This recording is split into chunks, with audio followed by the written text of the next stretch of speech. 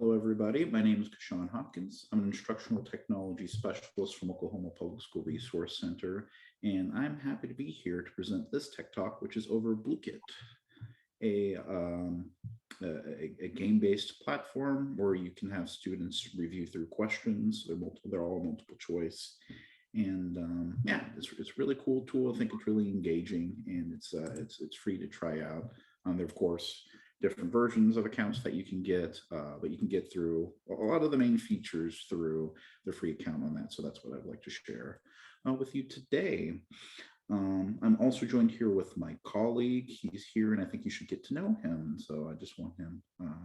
Go ahead. Hello, I'm Kurt Bernhardt. I'm the Director of Technology for OPSRC. Kashawn and I make up the technology team here. We're here to help with anything you need regarding technology. Just reach out to us and Kashawn will let you know how. Yep, I would argue probably the best way to do it, because there's multiple ways to get us, but the best way I think for us would be to send us an email through techteam@opsrc.net. It'll shoot a little something to me and Kurt, and we'll try to get back to you as soon as we can. Moreover, if you're here in the live session, I do have a case-sensitive link on here, so I'm going to read this out for anybody to have. It's lowercase t period ly / lowercase q 2 lowercase t uppercase f. Or you could, if you are watching through the recording, you probably know about this, but it never hurts to have it or bookmark it or share it with your friends, to go to opsrc.net / TechTalks over there. Swap over there for a quick moment just in case. You'll have a Tech Talk page dedicated to all of our upcoming ones we have here. We got Blooket, GimKit, Prodigy coming up. We have a section where you could suggest a future tech topic or tool. And we have a huge section dedicated to the previous Tech Talks we've done. This ranges from different things like technology standards, tech integration models, special interest topics, and the individual tools, much like the ones that we're doing right now. So we're adding into there. And each one of these has a video and a slide, and the slides include a bunch of resources, which compiles all the research that I've done for each one of these tools or ideas that we've explored so far. So let's unpack a bit of that with Blooket by showing you what it's about. I'm going to host this. It's going to look really similar to if you're already familiar with things like Kahoot, but there's also game modes, which I'll get into when I showcase a bit more of the tool. But I do want to get you a little bit familiar with what the process looks like in terms of what the teacher is doing, in terms of hosting, what the students are doing in terms of responding. So over here, I have swapped over. I've prepared a little bit of a Blooket for us to do a little question set, just a few questions to get to dip our feet into the pool, so to speak. Some things to note here. Students can join with really any device that has internet on it and is able to go through a browser. You could get an account, and I think for some older students, you might get some value out of that. For the younger students, it might not be a bad idea to turn off accounts and just have them reply on here whenever they join using this code up here, or you could give a link, like if you use something like Google Classroom, you could copy paste the link and put it in there, and students can join through that as well. When students join, you see a little list down over here. I have 2 players already, and you can see how many people have joined in there. You could request that they come in there and they put their names on there if you want to have names attached to things. But if you want them to use nicknames, that's totally fine. We got some going on in here. When they join, they can choose these little pre-made avatars. If they have accounts, they can create their own and kind of customize it to get their own look. But it's one of those really nice things that they can just jump in there and make it a little bit of their personality. You know, if they have a name, a little bit of security feature, of course, is that you can X out those names and have people rejoin on there with appropriate names. So if that's ever a problem, it's always a built-in system, which is nice. Once you have everybody joined in here using either the code or the link, you can click start. And it gets going, and you see there's a little timer on the right-hand side. From here, you have your question. There is a little timer on the right-hand side as well, and that really depends on the questions when you had set them up or create them. Students on their end have pretty much the same exact view. They have the question and then the answers on the bottom. Now, one nice thing that you can do here is if you're doing a review with your classroom, you can review over what answers are being like most picked, and especially if you've created these well enough, if students are going for an incorrect answer, you can use that as a teaching opportunity to review over some parts over here. It does have a little timer on there. Notice that there are these two buttons down here.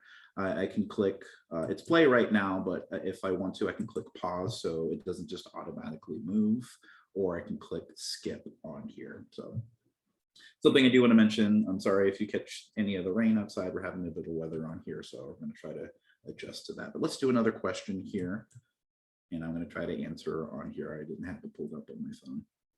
There we go. We got a little leaderboard. We do have that thing where, you know, the quicker that you answer the question, the more points that you get. You're put inside of a leaderboard. Let's try another question here. Okay, 4 times 2. Let's do it. Boom. The timer will go until everybody has answered on here. So, yeah, we'll do a bit of that. There we go. And now we can see that half the students had answered one question, half the other students have the other question. You have the correct answer over here. So pretty straightforward stuff. And then we have the question, and then we could take an opportunity to review, touch on any misconceptions, and go from there. Now this one has a timer on this one. On all these questions that I picked out, you can actually remove the timer. This just happens to be a part of the questions that I had on here. So yeah, one last question on here. Let me see if I'm just going to get this one wrong. No big deal. And then it will, yeah, be done. Once everything is done, you can see the final standings. On the students' point of view, they kind of see where they are in the class. They can see their individual accuracy, like how many questions they got in this one. And yeah, pretty straightforward stuff on here. If students are logged into an account at this point, they gain experience points, and I forgot what they're called. They're like coins or blooks. I'll see it in a little bit. But they essentially earn points that they keep on their account, and they could use that to either unlock like clothes and things for blooks, which they can use to make custom ones, or they can unlock new avatars on here. So quite nice, and it takes advantage of a lot of gaming systems in there, and for more engagement, more motivation. You can even click on view report as a teacher, and you can see how the classroom did. You can review some summative values here, like how many correct they got, how many incorrect they got, how many people played. You can scroll down and see individual reports down over here. So quite nice that you can do that. Now, there is some limitations. Unfortunately, you can't get detailed game reports unless you upgrade the accounts on there. So real good for, I think, formative types of assessment and doing reviews and extensions for your students as well, at least in this one game mode. I've only shown you one really surface level part. I really want to unpack some of the other game modes that I think are really interesting. But that at least hopefully gives you an idea of what this system is about. And if you're thinking, oh, this is just like Kahoot with other things on this one, please stick with me. I promise you there are some other really nice features on here that has to do with the other game modes. So stick with me on that. In fact, since I'm here, let me just show you just a tiny smidgen of what's possible. Like if I host a game mode, which I'll get back to this, you have these other choices. I did the very most basic classic version, but there's things like Tower of Doom, Crazy Kingdom, Cafe. There's so many other options that makes it a little bit different than things like Kahoot. So we'll get back to that. All right, our objective for this Tech Talk is after this Tech Talk, educators will be able to integrate Blooket in their classroom to help remediate and extend their learning.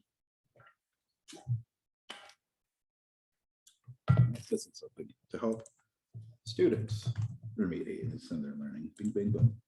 Okay, a little bit of a schedule. We're going to do a tool overview. I'm just going to talk a little bit more about the tool, dive a little bit deeper. I've done some surface level stuff, and then I'm going to spend a majority of the time on a showcase, just logging in, showing you how to make those first couple of steps there, getting you comfortable with the waters here, and yeah, just showing off some of the features that I've highlighted in the overview.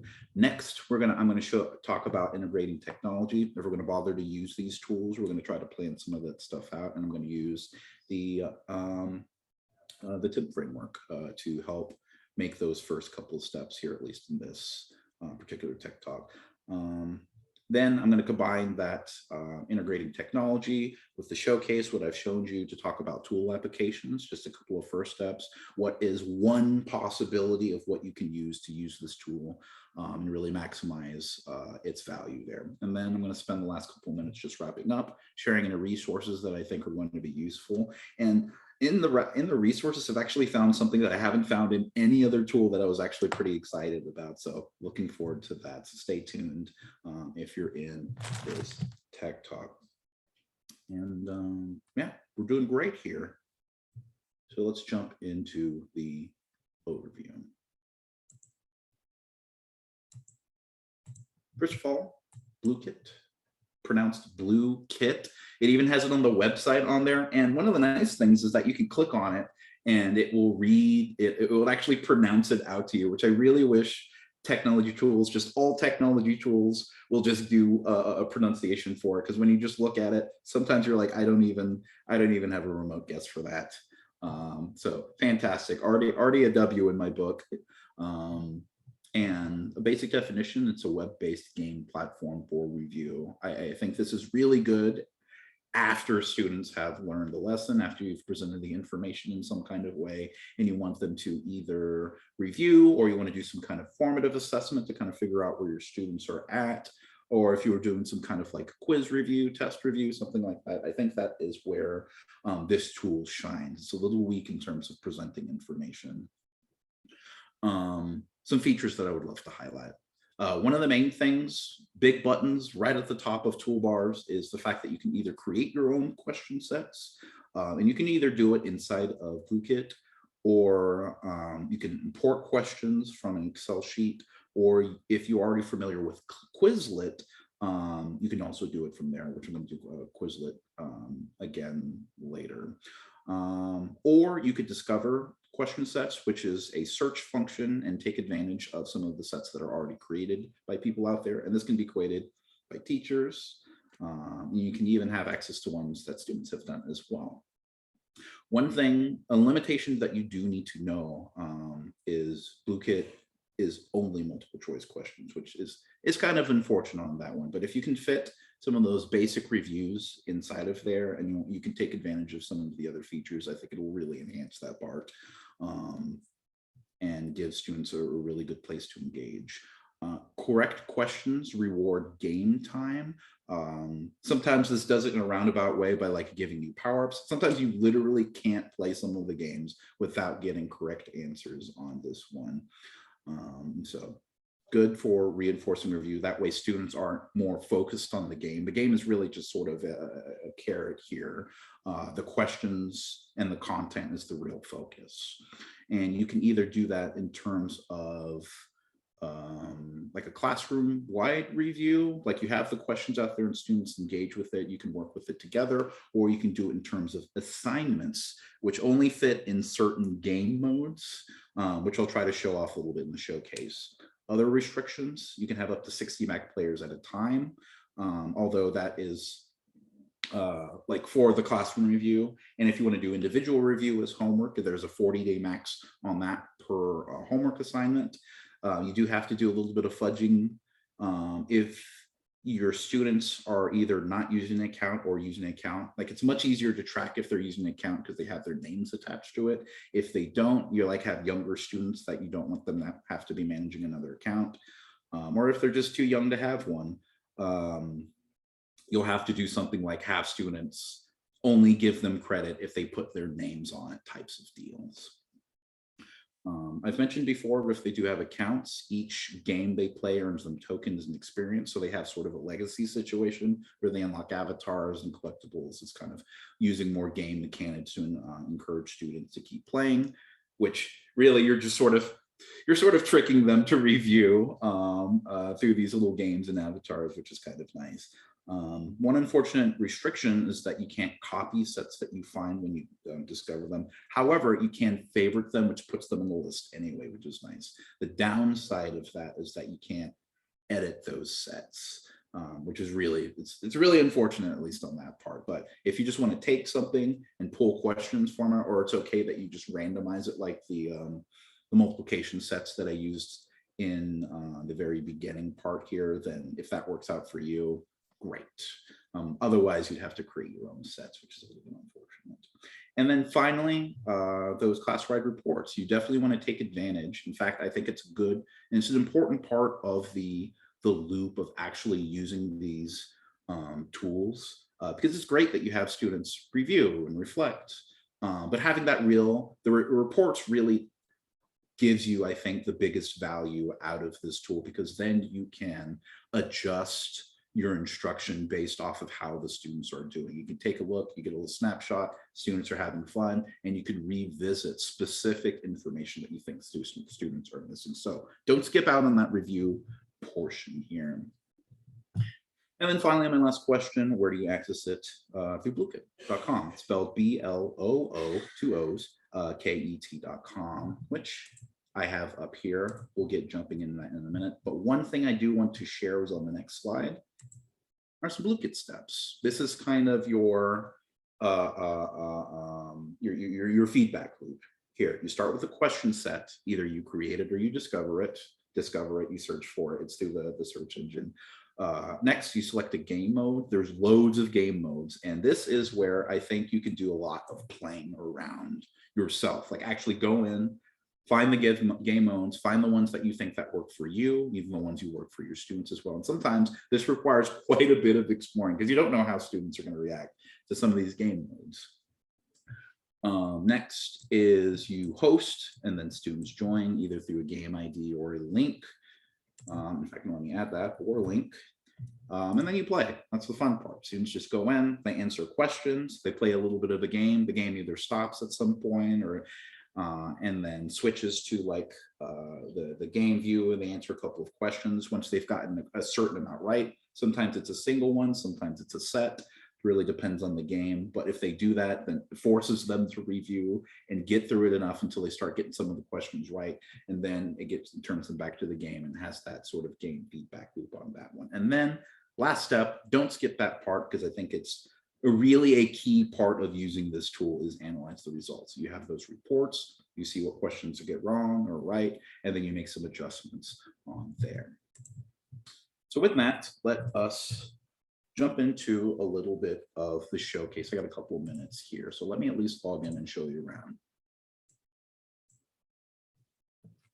So here, I'm at Blooket, and as promised, I don't know if you can actually read this, but there's a pronunciation on the front page there, so if you click on it, you should hear it.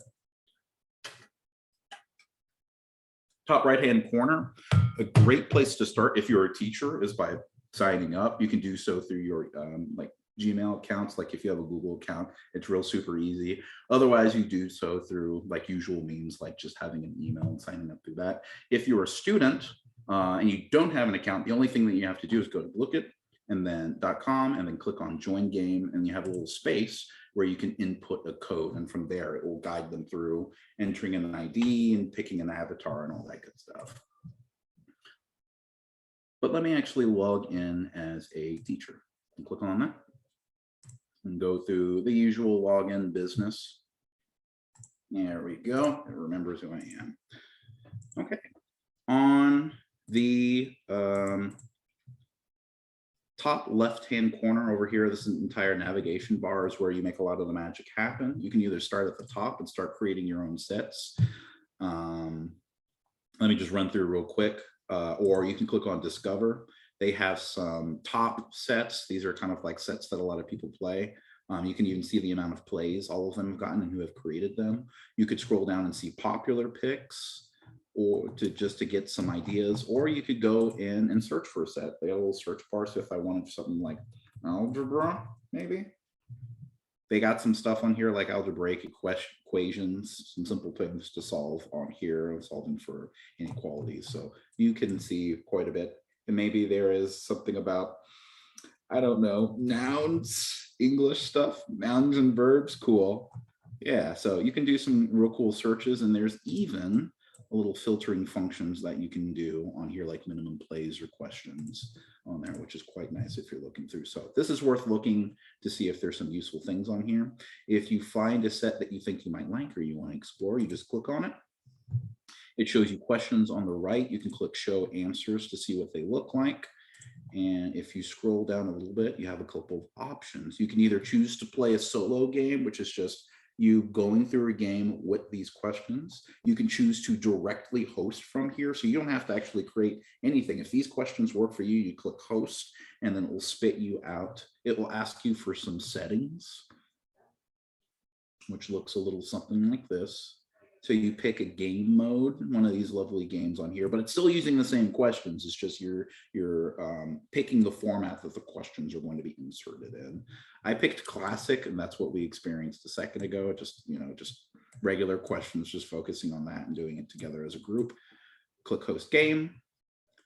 You have some settings you can pick on here, like randomizing question order, allowing late joining, using random names if you want to keep it anonymous, allowing student accounts, or picking a number of questions out of the set. So there's 15 questions out of the set. If I want to only use 5 random ones out of that, I could do that here. Now, one thing that I want to slow down for a second to really focus on is this part right over here, allow students accounts. If you allow student accounts and then students work through that question set with you, at the very end, it will ask them, if they're not logged in to their student account, it will ask them, do they want to create an account? Now, if you have younger students, I'd say something like 13 or younger, you probably don't want them to be managing an account on that one. I know they really want to have those extra avatars and the experience points and the gold and stuff like that. But sometimes, they're just too young. You don't want them to manage that kind of stuff. So it is a good idea to turn that off, because it will not ask them that creation question at the end of the game. It just has them play through. They do the review, and that's all fine. But if you do have some older students on here, you can very welcome to turn that on, and they can play through. That way they can track everything through their account, and they can have the full range of unlockables here. Once you do that, click host now. And then boom, it gives you the code, and they can go through that feedback loop we were talking about.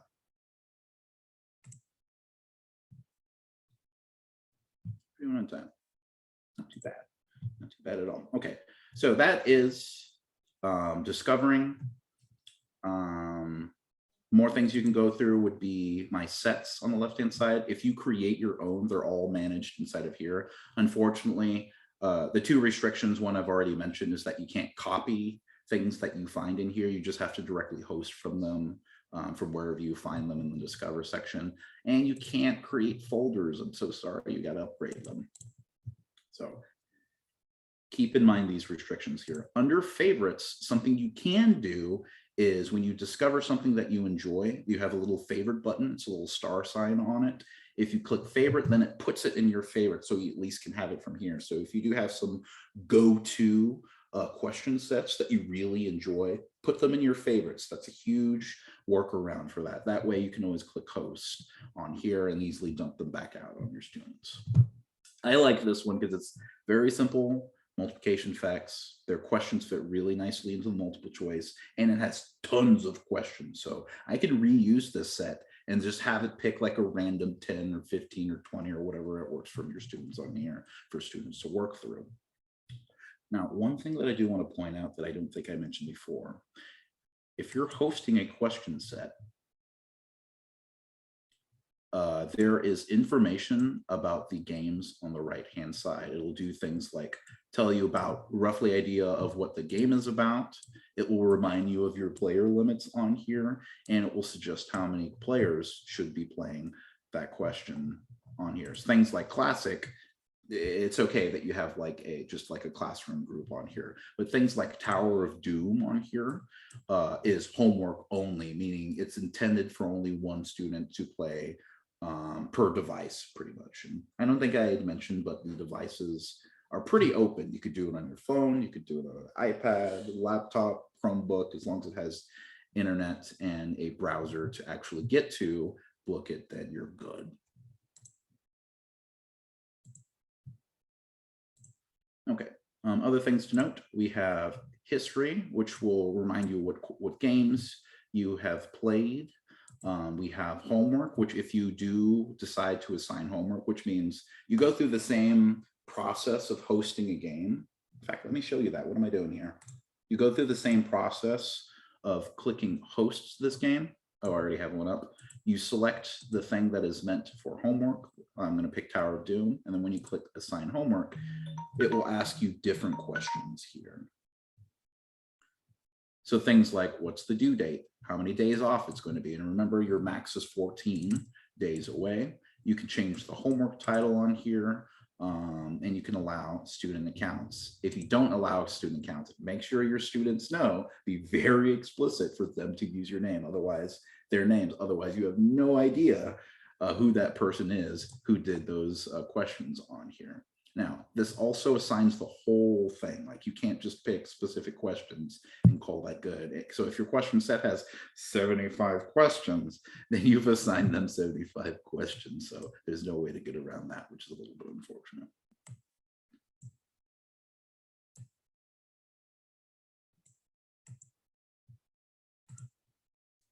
Okay, man, so if you ever need to check that homework, there's a homework tab on here, and whoever does the homework, you can see how far they've progressed. And so you can see how many players are doing it, how many incorrect they're doing, how far their individual progress is. But really, I think this should be used for less a summative assessment and more of a formative type one, just kind of seeing, okay, what types of questions are students getting wrong, which ones are getting right, who's getting a little bit behind. You do have some a basic level of individualized information here. And if I scroll down, I can see the individual questions on here, how many people got them correct, how many got them incorrect. So probably shouldn't use this many questions. I have the 75 set in here. A much smaller set would probably give you a little bit more useful information and easier for students to make their way through. So other things to point out. You got the play button. So if you just want to quickly join a game, you have that, which is pretty useful. And at the bottom on here, we have things like stats, which is good for personal accounts on here. This is where, if you log into your student's account and you, if they log into their account and click stats, they can see their experience gain and how many points they have on here, and they can make custom books as well.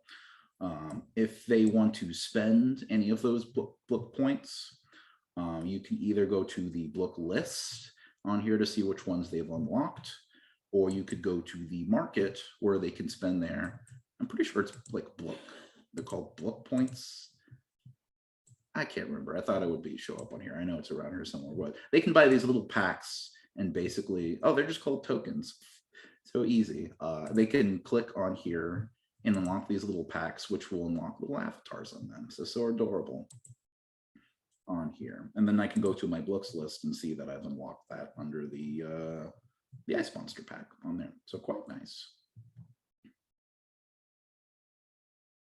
Okay, I'm going to extend this just a little bit on here. I know I ran a little bit short on time, but I think it would be a real shame if I didn't talk at least about the actual game modes on here. I'm going to show you one, but I do think if you have time, explore the other game modes. I think they're really good. They're fun, a little bit addicting. I'm speaking in the gamer in me. They're good games. They're fantastic. They have a nice little feedback loop on that one. So I'm going to go to this multiplication fact set that I have here. I'm going to click solo.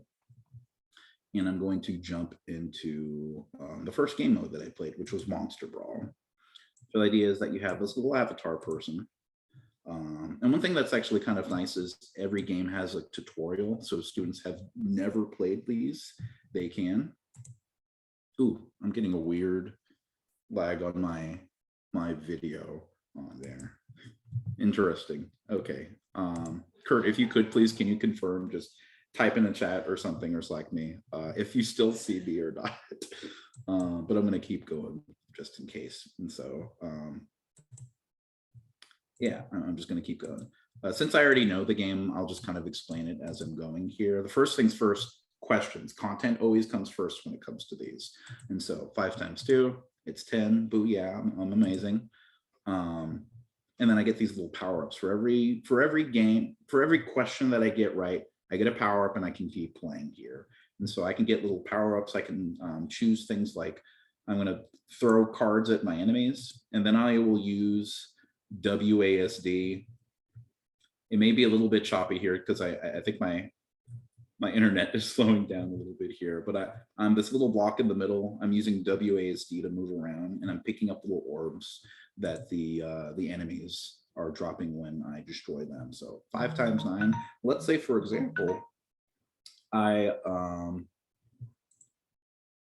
get one of the questions wrong. So 5 times 9. Well, obviously you add those together, you get 14. Oh no, it's incorrect, and the correct answer is 49.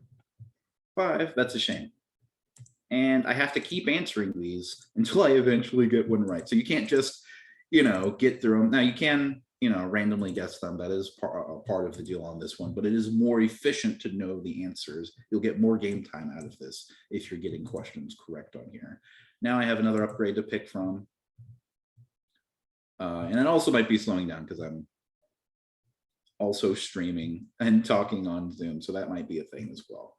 And yeah, you keep playing the game. You pick up these little orbs on here. The further you get into the game, the more questions that you have to answer on here. And so it does build on this one until, eventually you mess up. Okay, yeah, I think that's what it is. So I was running a game and streaming and talking all at the same time. My laptop wasn't having it. Okay, so yeah. And that's just one of the many game modes you see on here. If you want to test them out, find a question set that you think is, pretty straightforward, like the multiplication facts that you want to run through. Then when you go under favorites, or if you go under the set, wherever you find them, you click solo. You can select any of those options, or you can click host, and you can actually see the full range of options. There's actually more options if you select host on here. So it doesn't necessarily give them all to you, depending on what the question sets are. Creating question sets isn't too hard either. You can click create, the big old blue button on the top left-hand corner, and add things in like the cover image. You have to have a title. So things like math problems on here. Give it a little description. There's a section for privacy. So if you want it searchable, you can put it as public. If not, if you just want to use it for your personal use, go ahead and put it as private, not a problem. There's 3 different creation methods.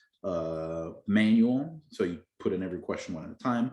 Quizlet import, or you use a CSV import, which the CSV import, if you select that and click create, it will give you a template to download, which is really useful. Very straightforward stuff on here. So CSV import's actually really good. But it doesn't let you do things like if you're select something like manual, and then you go over to where it says add a question, you do get a little bit more control on here, because you can add images in here. Like if I click image, and I can either upload something from here, or I could type something in the image gallery, like I need a dog here. This is a beautiful dog. And then I can type my question in here. So straightforward stuff. There are fields in here that is context sensitive. So if my answer needs to be A for one and B for the other, awesome. Or if you want your answers to be images, there's buttons for that. Or equations. There is a robust equation system going on here, which is quite nice. That appeals to the mathematician in me. There is a time limit, or you could just turn it off. Not a big deal. You just put 0 seconds on there, and then you have an infinite amount of time to answer those questions, which I highly recommend. That way you don't feel rushed when you're going through this with your students. It is required that you put at least 2 answers. You don't have to. It's optional that you can have up to 4 on here. But to confirm this question on here, I have to put a little check mark on here to denote what is going to be the correct answer. So yeah, the only thing that I really need to use here is I need a question actually in here typed in, and I need to put in at least 2 answers, and I need to select which one's the correct answer. Now, unfortunately, a restriction to this that is on part of the premium accounts is that you can't put audio on here. So it's a little less accessibility. In fact, one of the restrictions that I think for Blooket is something they should probably work on, is having a few more accessibility options on here. I would love that so much. But the other features on here are pretty good. Once you are done with that question that I forgot to save, you can click on Save Set, and it saves inside of my set. So straightforward stuff. Or if you want to add questions from other sets or from Quizlet that you create later, you can still import stuff in from Quizlet or the spreadsheet. Pretty good stuff. Or you can create a question set on there, but that is slightly more advanced to do something like that. So I'll stay away from it right now. Maybe we'll do a revisit on this later.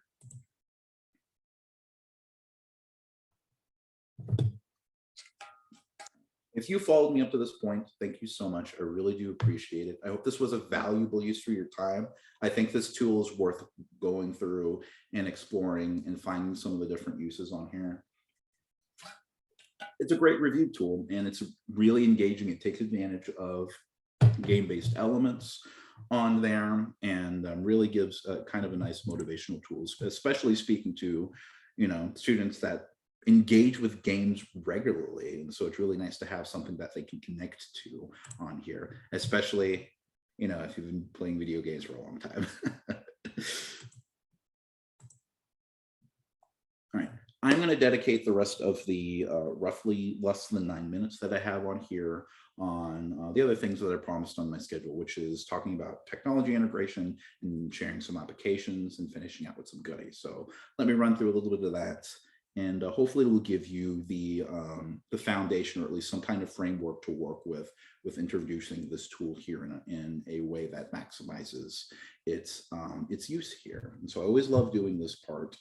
I don't want to skip out on talking about doing technology integration on here, just having a plan for how you plan to use that technology. Because if you just throw it in your classroom, you might get some value out of it, but you're really leaving it to just it randomly working on for your classroom. With this plan, having a framework in place, answering these questions before it even touches your classroom space, I think you'll get a lot more out of this tool.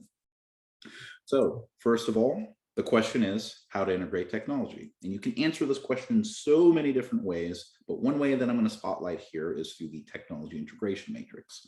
I know this looks like a lot, but the idea here is that there are 5 characteristics of learning environments you should really observe. And there are 5 different levels of increasing involvements on how a technology tool can be used.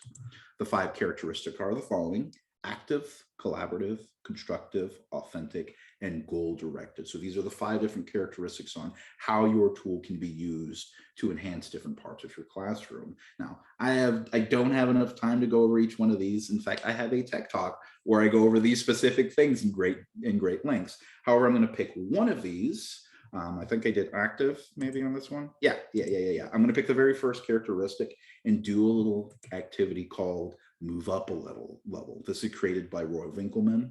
And if you need a full description on what I'm doing on here, taken to a much more detailed level, I have included a link to that on the bottom of this page.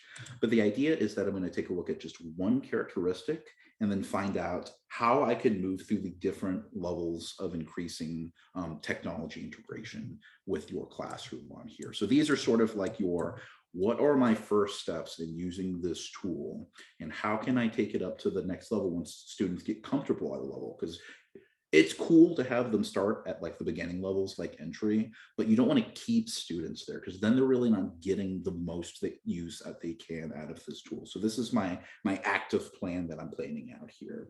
So I'm starting with the active characteristic. So this is characterized, very summarized, engaging with the tool rather than passively receiving information on here. So this would be something like on one side of the spectrum is having students just, well, I have an example of it over here. One side of the spectrum is the entry level. So this is the lowest level of technology integration, which is characterized by more passive use. Teachers are doing something to the students. Students are just kind of like trying to absorb the information as best they can as sponges on here. So a passive use of this tool would be teachers just presenting the lesson and students learning the information using the basic skills. Like this is almost at the level that you're not even using Blooket, which is totally fine. I think this is a great place to start because really Like I said before, I don't think Blooket is good when you're just trying to present new information. This is good for like revisiting and extending the learning on here and engaging students here. So great place to start, but not a good place to stay. You want to get that tool more involved here. So the next step after entry, once students are comfortable here, is the adoption phase. So this is the phase where students are starting to engage more with the tool here. This is more characterized by procedural use of the tool. This is what the tool is designed to actually get through. So having students answer question sets, just getting them comfortable with, when you say, hey, we're going to use Blooket today, they're like, oh, I know what this is. Let me bust out my phone or my iPad or my Chromebook. And yeah, let's play some games and answer some questions. So this is sort of the buy-in. I see this is sort of like the buy-in phase for the tool here.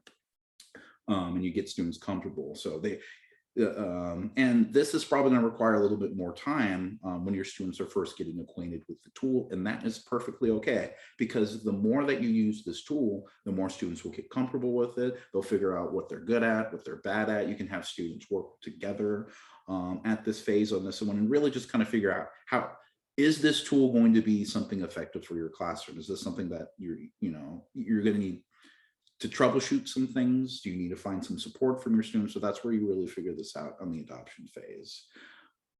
Once students feel comfortable, though, you can knock them up to the adaption phase. Now, this isn't the last level of technology integration, but this is about as far as I'm going to take you for now, because after this, you'll have to really get to know your students to knock them up to the next couple of levels here. But sort of a shift here, because the entry and the adoption phase is really characterized by the teacher being the center of how the tool is being used. And at the adaptation phase, you have that shift. It goes from teacher to student-centered learning.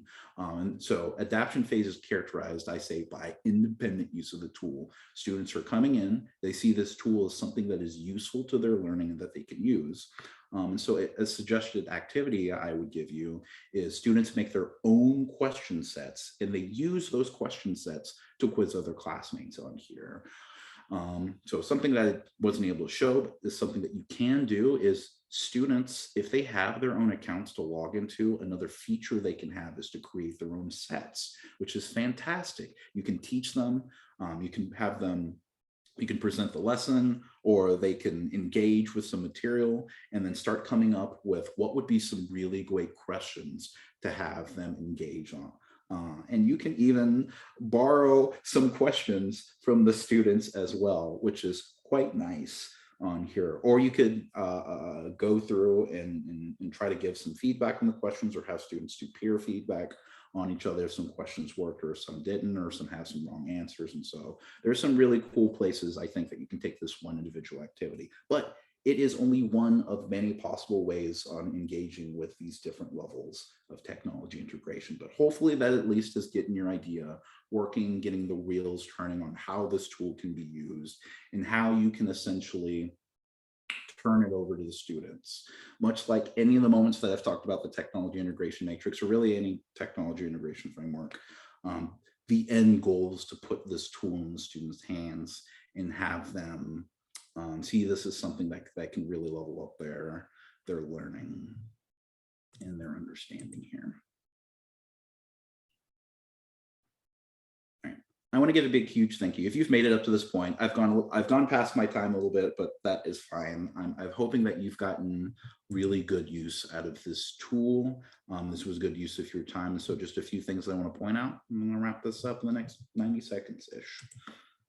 Next page is dedicated to some really useful things that I found in my research. The most useful thing, I think, is at the top, which is created by Blooket, which is useful organized link. This is a page that's filled with all sorts of resources that I think you can use to support your classroom or support yourself if you're trying to learn this tool on here, or connect with a wider community.